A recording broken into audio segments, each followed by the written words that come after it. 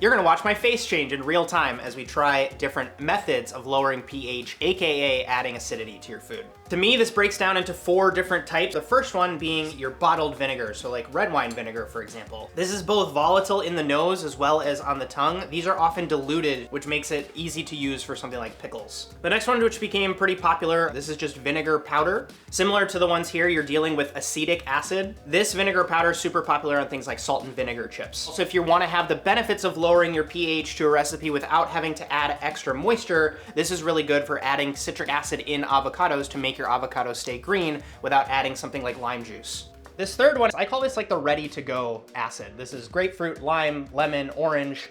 On the nose, this isn't that volatile, but the second this hits my palate, my mouth immediately starts watering. The last version is to make it yourself. You've already caught the video where we take raw apple juice and reduce it all the way down till it has this consistency of a syrup. This is highly intensified malic acid. This has the consistency of maple syrup and it really makes your mouth water. Whey. So I basically just took a container of yogurt that I had already scooped into and I just poured this out of that container. This doesn't have the punch in your nose aroma of a white wine vinegar or red wine vinegar, but when you taste it, it's definitely sour.